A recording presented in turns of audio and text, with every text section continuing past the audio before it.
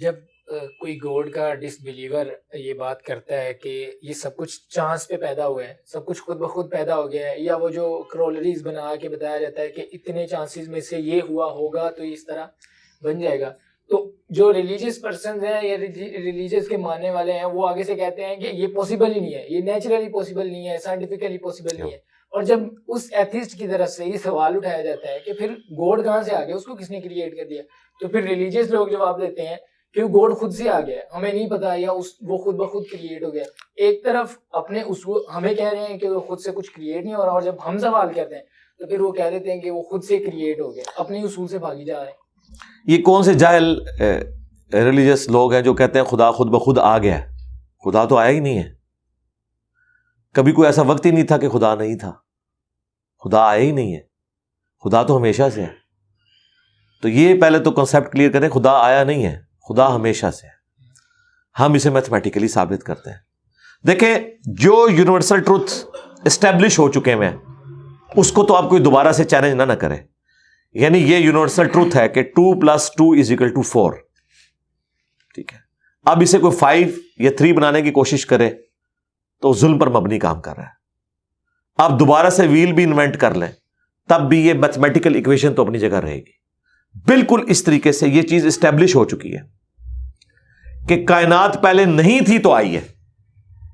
آپ کو پتا ہے کچھ عرصہ یہ نظریہ رہا ہے 17ویں اور 18ویں صدی میں کہ یہ اسٹیڈی اسٹیٹ کائنات ہے، ہمیشہ سے ایسے ہی چل رہی ہے. لیکن یہ اب نظریہ اپنی موت مر گیا.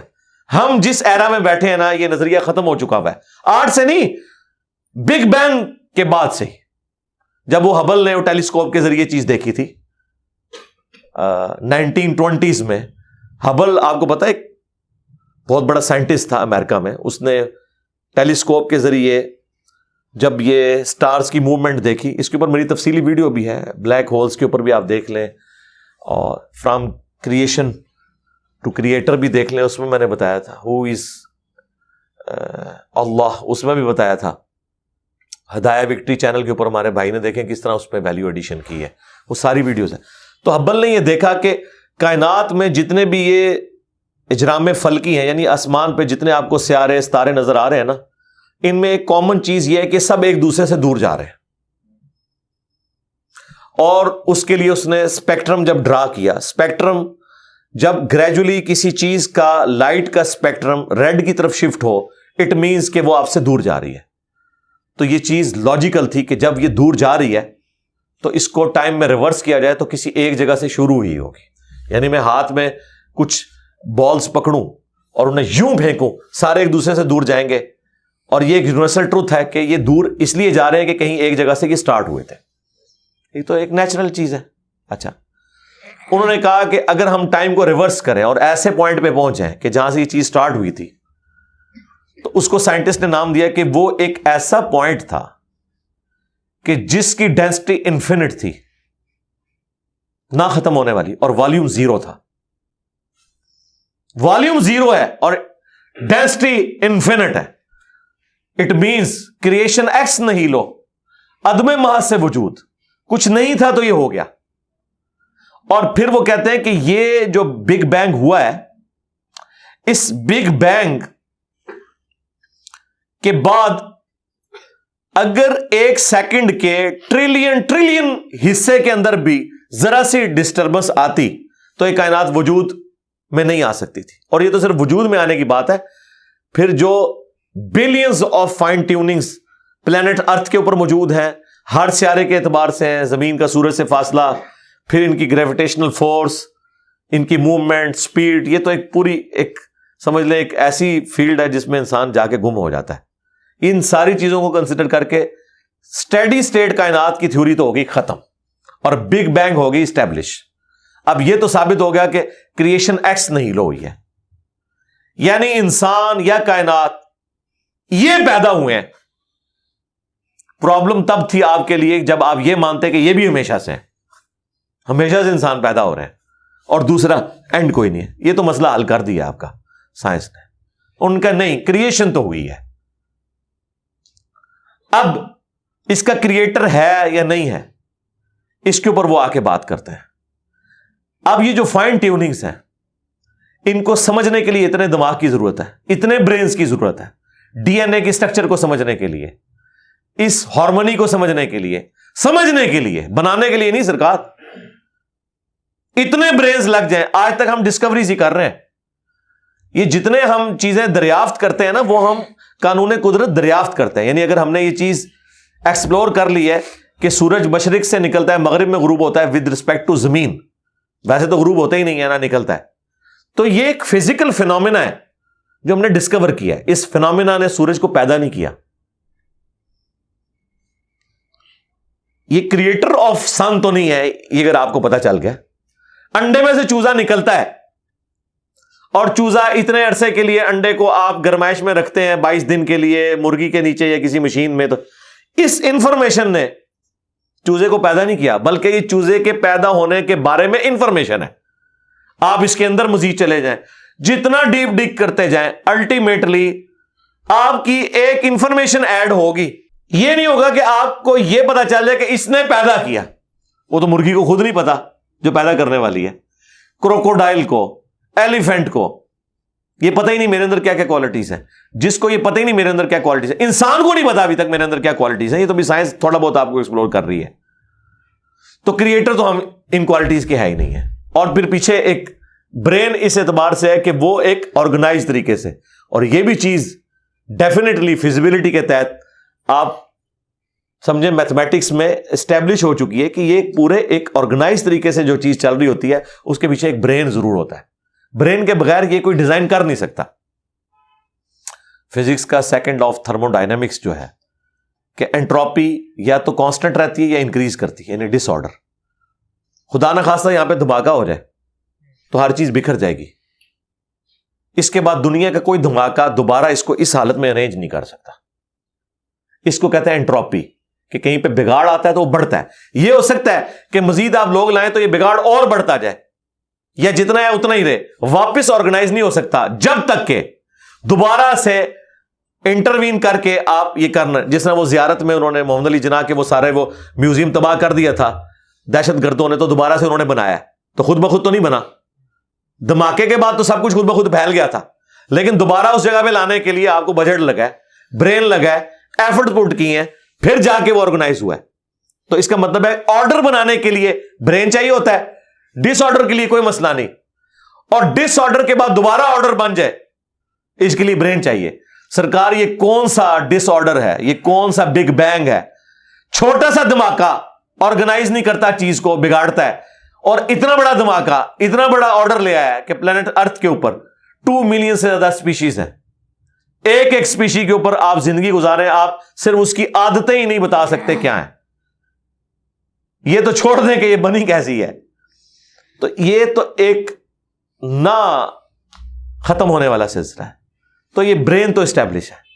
اب اگلا سٹیپ یہ ہے کہ یہ جو برین ہے, وہ رچرڈ ڈاکنز بھی کہتا ہے نا دا گاڈ ڈیلوژن میں, جب فریڈ ہائل کا جملہ اسے کوٹ کیا گیا نا, فریڈ ہائل ایک بہت بڑا سمجھے فلاسفر بھی تھا, سائنٹسٹ بھی تھا. اس نے کہا تھا کہ انسان کا بن جانا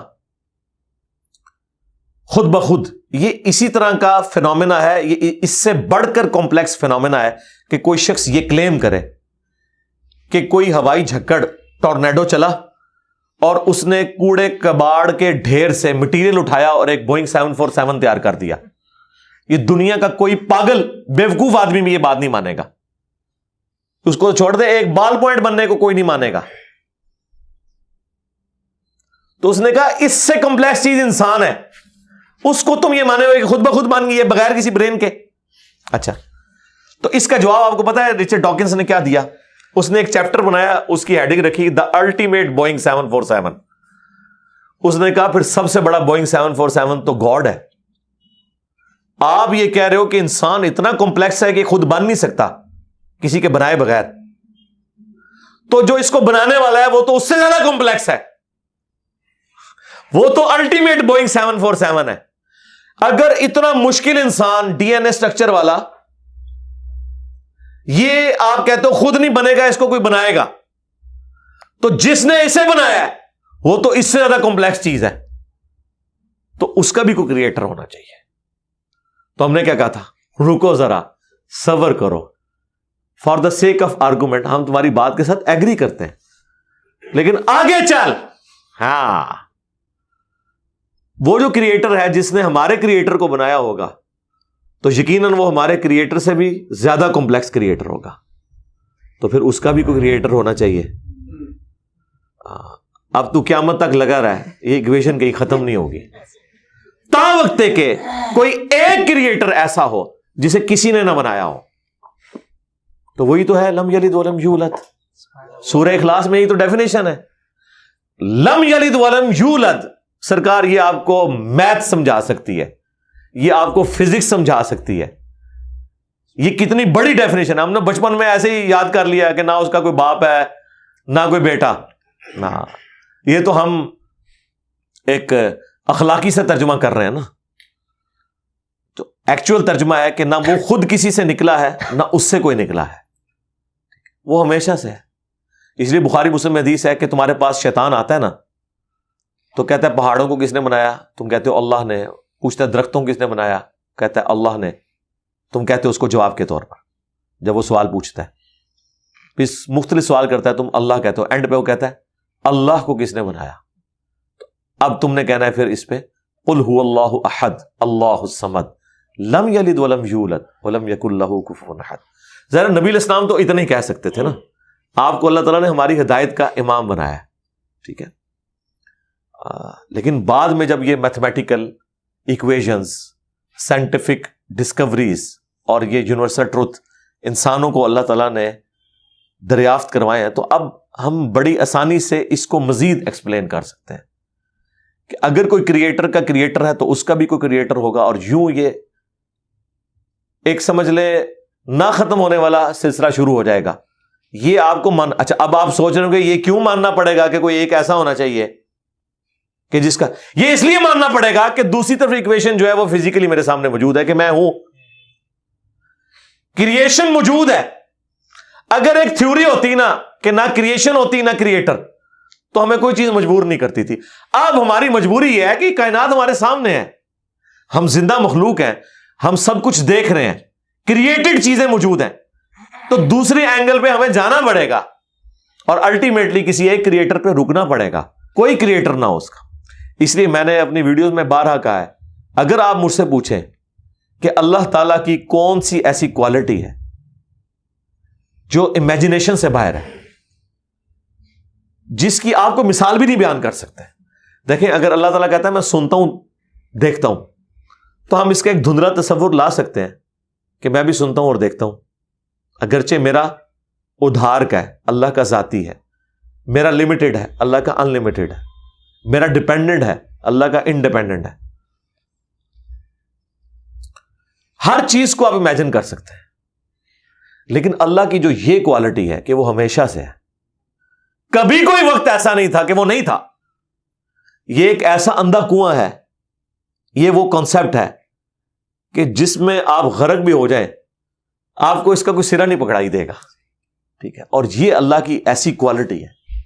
بہرحال یہ کوالٹی تو ہم اللہ کے ساتھ شیئر نہیں کر سکتے, لیکن جو اس کی دوسری کوالٹی ہے کہ وہ ہمیشہ کے لیے ہے, اس نے دیکھیں آپ کو شیئر کر لیا اپنے ساتھ, خالق اور مخلوق کے فرق کے ساتھ ہمیشہ کی زندگی اس نے جنت میں آپ کا مقدر کر دی ہے.